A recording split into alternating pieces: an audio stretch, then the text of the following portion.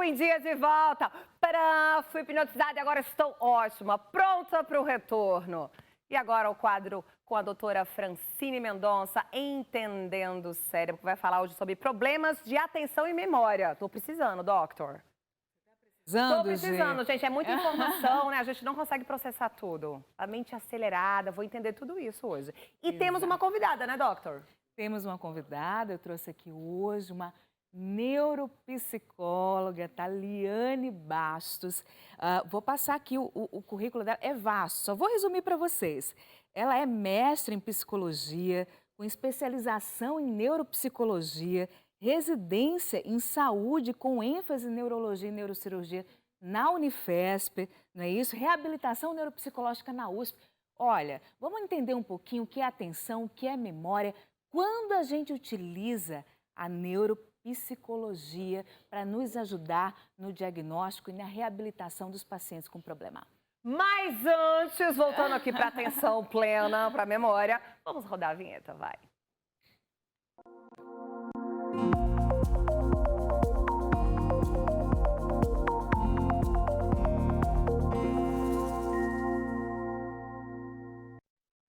Muito boa tarde. Eu trouxe hoje uma convidada especial, como eu apresentei, Liane Bastos, tá? Neuropsicóloga. Nós vamos abordar atenção, memória, o que significa cada termo, qual a relação entre atenção e memória e quando nós utilizamos, né, a avaliação neuropsicológica para diagnósticos, não é? Falar um pouquinho dos diagnósticos, os déficits na criança, no adulto, no idoso. Então, vamos primeiro abordar o que, né? Tem um problema de atenção e memória. O que devo fazer? O que significa atenção e o que significa memória? A todos, né? Eu agradeço pelo convite e vamos abordar do início, né? Todo mundo em algum momento da vida já teve, se achou que estava com um problema de atenção, suspeitou, será que eu estou com um problema de memória? E agora, então, a gente está vivendo um momento muito específico e que a gente tem visto isso bastante. O que é atenção? Essa tal dessa atenção, essa capacidade de eu ir lá e conseguir captar os estímulos do ambiente. Esses estímulos são visuais, eles são auditivos. Então, quando eu consigo captar esses estímulos, é essa capacidade de atenção que ela está funcionando. Já a capacidade de memória é quando eu capto esse estímulo e eu armazeno ele em algum lugar e depois eu vou trazer ele, eu vou evocar ele para poder usar essa informação que foi armazenada. Então, problema de atenção e problema de memória são coisas diferentes, mas no de memória a gente vê que a gente precisa da atenção. Exatamente, eu sempre falo, se a gente não tem atenção, a gente não retém informação, não capta os estímulos, Exatamente. Consequentemente não vai ter, né, não vai conseguir captar esses estímulos sob forma de memória mais na frente. Exatamente. Não é isso? Ótimo, então a gente conceituou aí, viu que é atenção, que é memória, viu que memória depende da atenção, né? E muitos problemas, né? Na criança, no adulto, geram déficits de atenção. Na criança, vamos na criança. Quais são os principais problemas, né, que geram esse déficit de atenção, né? O que é que a gente tem de mais, o que é que a gente mais faz diagnóstico? O que é que você faz aí diagnóstico no teu consultório? Pronto, quando a gente recebe uma pessoa que está se queixando de problema de atenção e de memória, a gente precisa olhar para essa pessoa e essa contingência, esse ambiente social que ela está vivendo. Nós estamos vivendo o final de uma pandemia do Covid-19 e que ele tem aí aspectos sociais que mudaram, aspectos ambientais que mudaram para as crianças e para os adultos, não foram só para as crianças. Então, a gente olha para os aspectos psicossociais que são muito importantes. Por exemplo, um próprio sono que a gente não tem efetivo, a gente não vai ter uma capacidade atencional efetiva no outro dia. Nem para prestar atenção para a escola, a criança, nem para a gente poder trabalhar. Então, a gente tem que olhar para os aspectos psicossociais aí desse ambiente para saber o que pode estar contribuindo para um déficit de atenção, que aí vai ser muito mais provisório, ele passa, ele não vai ficar. Problema não com os pais, com os coleguinhas na escola. Exatamente, às vezes algo conturbado, um irmãozinho que nasceu, ou então um adulto que perdeu um familiar. Isso vai levar a um déficit de atenção, isso muda a contingência, muda o ambiente e o sujeito ele também muda por causa disso.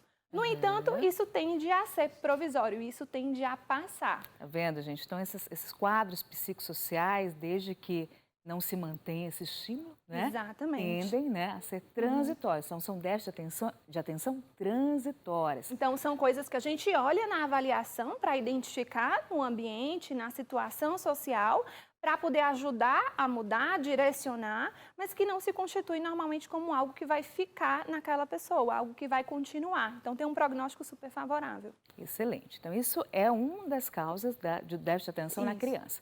Mas tem outras causas também. Dislexia, né? Muitos de vocês me perguntam aí pela rede social, doutora, fala de dislexia, vamos falar, né? Esse problema de decodificar a linguagem, não é? De traduzir a linguagem. Vamos lá.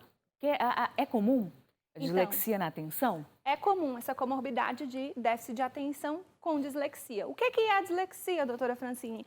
Ela é a dificuldade de compreensão de texto. É um sujeito que sabe ler, ele sabe ler com fluência às vezes, decodificar, mas ele não compreende o que ele lê.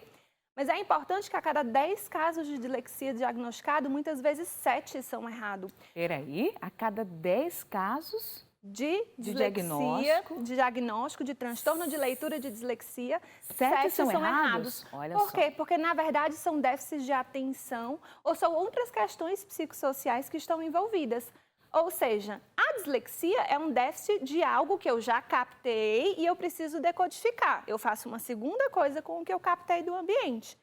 Mas eu preciso ter captado. Por exemplo, ele faz uma leitura. Ele faz a leitura e depois ele tem que entender. Então, ele decodifica o textinho lá e ele tem que entender as ideias do texto, de um parágrafo junto com os outros. Mas se ele não captou as informações do texto, pela falta de atenção, como que ele vai decodificar? Então, muitas vezes, esse diagnóstico é errado e tem essa estatística. Então, por isso que a gente precisa avaliar não só a parte de linguagem na dislexia, mas também a parte de atenção, por exemplo. Olha só, tá vendo, gente? Então, muitas vezes é problema de atenção, não é o diagnóstico de dislexia, tá? Então, por isso tem que ter um profissional muito bem capacitado, né? E, Gi, pergunta? Me acenaram aí. Gente, esse assunto é muito interessante. Quero parabenizar, doutora. Obrigada por trazer, viu? Porque, assim, acho que todo mundo hoje em dia, com essa história do multitarefa, multifacetada, esse negócio de a gente fazer muitas coisas ao mesmo tempo, faz maquiagem, dirige, estuda, fala no telefone, a gente dificultou a atenção plena nos lugares. Isso dificultou a memória também. Sim. Eu quero saber se fazer várias coisas ao mesmo tempo, apesar de todo mundo falar, nossa, você faz várias coisas ao mesmo tempo. Ai, no Ricardão aqui. Tá vendo? Aqui tem que ter atenção plena. É Ricardão, Douglas, Cacá. Ó, eu falo o nome olhando e tem que estar... Você vê como que funciona aqui, né? Tem que estar com a atenção totalmente plena aqui, concentrada. E nem sempre a gente consegue. Eu tô tentando formular a pergunta, tô ouvindo aqui a diretora... Estou falando com vocês aí, ou seja, tem uma dificuldade. Como que a gente faz assim? É certo, então, ou é errado, enfim, fazer várias coisas ao mesmo tempo? Muito interessante a sua pergunta, né? Porque, na verdade, não é nem se é certo ou se é errado, é necessário, né? É necessário. Não tem outro jeito. Essa capacidade que você está aí escutando um ponto aqui, respondendo outra coisa, formulando a pergunta, ela se chama de memória operacional. Você tem uma memória online, ela está aqui, você está guardando essa informação, mas você está juntando com outras coisas que você já tem na sua memória e você está juntando com o que você está percebendo do ambiente e com a tarefa que você tem que realizar. É uma loucura, vamos combinar? Tem que lembrar o nome de todo mundo, ouvir aqui, formular a próxima pergunta, te escutar, porque se eu não te escuto... Não consegue conduzir. Como que eu vou conduzir? Como que eu vou fazer a próxima pergunta, né? Como que eu vou fazer uma entrevista? Isso mesmo. E essa memória operacional é o que está muitas vezes comprometida, uma das coisas que pode estar comprometida nos déficits atencionais, na própria dislexia, ela é muito necessária e por isso um diagnóstico diferencial. Quando eu estou lendo um texto, que eu decodifico a palavra, eu tenho que me lembrar do sentido do parágrafo anterior, do sentido do parágrafo que eu estou lendo, juntar tudo isso para poder chegar ao final do texto. Para ter uma interpretação. Exatamente. Então não tem certo ou errado, não tem jeito, né? É necessário. É necessário, então, gente, é isso. Pega o barco e vai. E tenta aí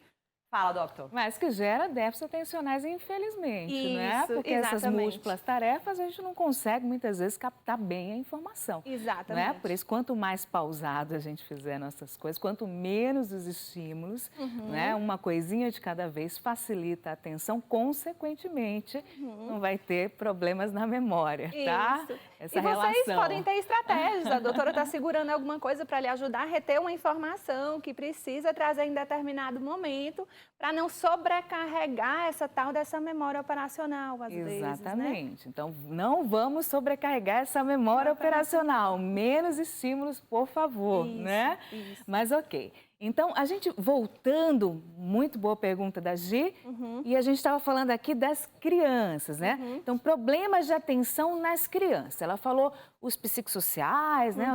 Os problemas sociais da criança, nós falamos da dislexia e o autismo. Autismo tem relação com déficit de atenção? Sim, normalmente os quadros de transtorno do espectro autista, eles cursam no perfil neuropsicológico dele com deficiência atencional e de funções executivas. Isso significa que eles não conseguem estar plenamente presentes nesse ambiente para poder captar os estímulos do ambiente.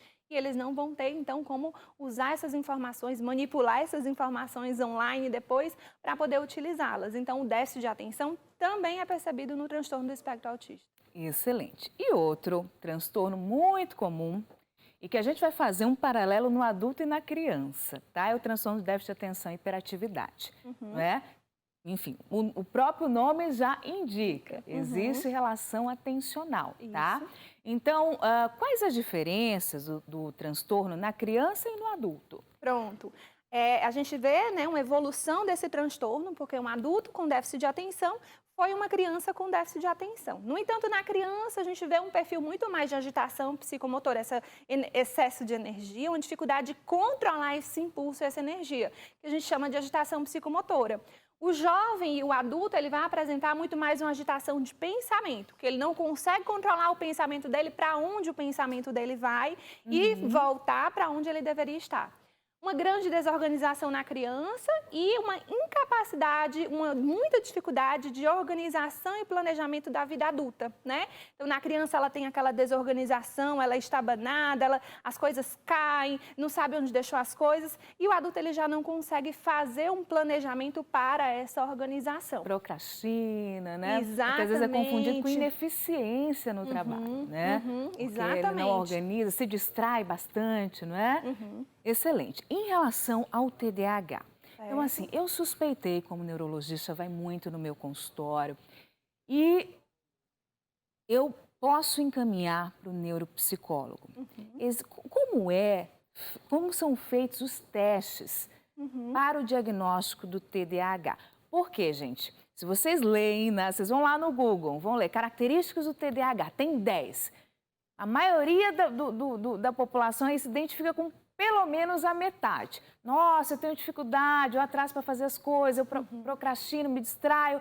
Mas será que eu tenho um TDAH? Então, como é que a gente vai, de fato, dar um diagnóstico? Então, nós trouxemos a Liana aqui para explicar para a gente, tá? Como é que ela faz os testes lá no consultório de neuropsicologia. Pronto, o procedimento se chama avaliação neuropsicológica, que é solicitada pelos médicos neurologistas, neuropediatras.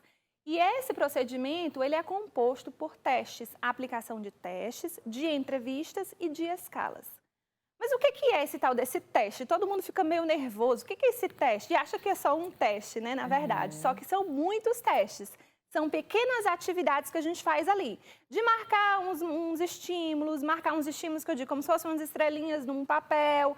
De fazer uma atividade ali que ele vai indicar qual é o certo, qual é o errado. Uma atividade de memória. Ele está fazendo uma atividade na minha frente. Não sou eu que crio essas atividades. São testes cognitivos criados pela literatura científica do mundo inteiro. Chega ao Brasil, sofre uma normatização, sofre aí uma aplicação na população brasileira. São todos adaptados para a população brasileira. Quando a gente tem tabela brasileira, isso vai para o consultório. Ótimo. Sabe aquele teste que a gente faz quando vai tirar a carteira de motorista? Você marca umas coisinhas ali? É igualzinho, mas aquele é só para a carteira de motorista do trânsito. Nós temos os testes que são próprios para esse tipo de diagnóstico no consultório. Excelente. Então, assim, foi no consultório, existe pontuou lá características para o TDAH, tá? Por exemplo, eu vou lá e pontuo. Como eu vi na internet, etc., eu me encaixei. Qual o próximo passo? Aí o próximo passo, nós vamos aplicar escalas, nós vamos aplicar questionários, nós vamos aplicar aí entrevistas, porque eu vou pegar a percepção dele sobre a dificuldade dele. Então, o teste eu vejo ele se desempenhando na hora. E o questionário, a entrevista, é o que ele pensa sobre como ele se desempenha. Muitas vezes existe uma má percepção. Ah, com certeza. Com certeza. A pessoa tem uma percepção de que ela tem uma dificuldade, mas na hora do teste, essa dificuldade ela não se apresenta. Tá vendo, gente? Então, olha, muitas vezes acontece isso, ó. Faz o teste, ela vê que não tem dificuldade ali. Mas o questionário de percepção, de como você se percebe, está alterado, né? Então, mas aí, ele percebeu errado, mas o teste está ok. Para por aí ou continua? Não, para por aí não. A gente vai aplicar agora testes de personalidades. Por quê? A gente tem que se perguntar por que ele está se percebendo desse jeito. Olha só. O teste cognitivo, ele é extremamente confiável e fidedigno. Isso quer dizer que existem muitas pesquisas falando que aquela pessoa que tem aquele desempenho satisfatório no teste, normalmente ela tem um desempenho satisfatório na vida acadêmica e na vida laboral. Então tem confiabilidade aí, né? Não é à toa que são aplicados mundialmente, né? Exatamente, são centenários, né? Mas a gente tem que se questionar, então, por que essa percepção sobre ele próprio está alterada? Ok, exatamente. Aí vocês vão nos testes de personalidade e de psicopatologia. E, olha, doenças da psique, vamos dizer assim, né? Isso, exatamente. Então, veja, teste, né, prático, avaliação da percepção, como a pessoa se percebe, e eles fazem a avaliação da personalidade. Os testes, né, doenças da psique. E aí, o que é que vocês encontram? O que é que vocês podem encontrar? E aí é curioso, sabe, doutora? Outro dia eu tive uma paciente que ela já é mais velha, juíza, e ela, de repente, achou que tivesse o TDAH. E aí, com essa percepção, como que ela chegou a essa idade, 52 anos, com esse TDAH? Como ela conseguiu tudo isso?